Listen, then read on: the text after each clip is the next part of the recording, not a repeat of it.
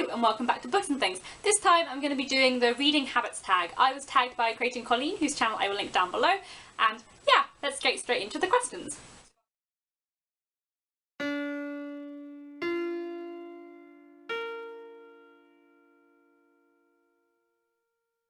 Question 1. Do you have a certain place at home for reading?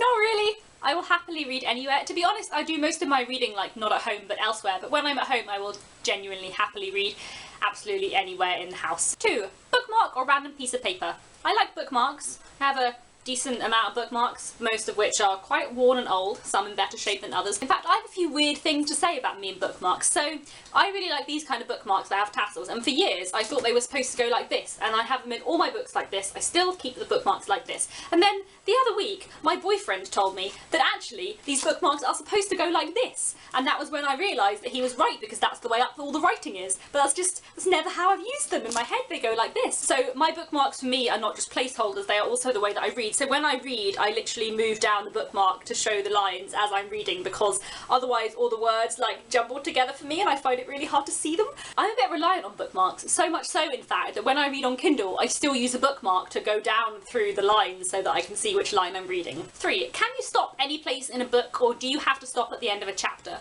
I would like to stop at the end of chapters. If I can, and if I have time, then I will always stop at the end of a chapter, but I do a lot of reading on the tube, and obviously it's probably more important that I get off at the right stop than that I finish my chapter. 4. Do you eat or drink while reading? I do a lot of tea drinking while reading, and often I snack while reading.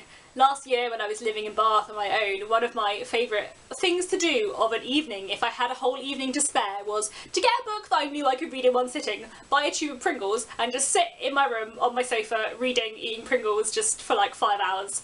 That was good. Good times. Anyway. 5. Multitasking. Can you listen to music or watch TV while reading books? I can't watch TV while reading books because I will be too distracted by both of them and I will not get anything out of either of them, but I can listen to music while reading books, and I very often do. 6. One book at a time or several?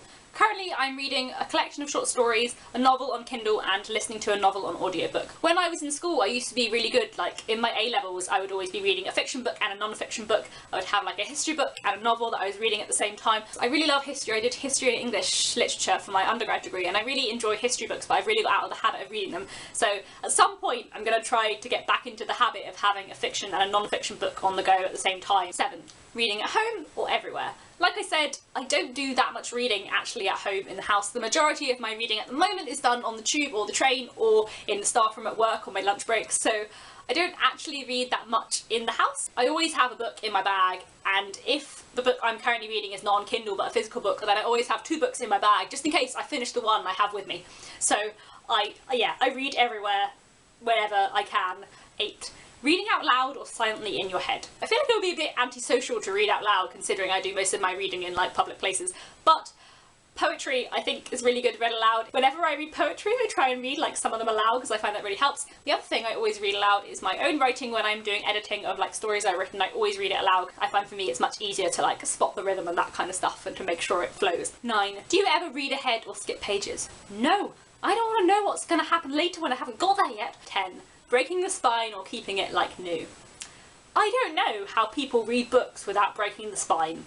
If they're short books, okay, or hardbacks or whatever, but if they're long books, how do people read without breaking the spine? You can't open the pages properly unless you break the spine. For example, look at this Midnight's Children. Look how broken that spine is, but I wouldn't have been able to open the pages more than here without breaking the spine, and I wouldn't have been able to read it properly. And I think, it looks loved.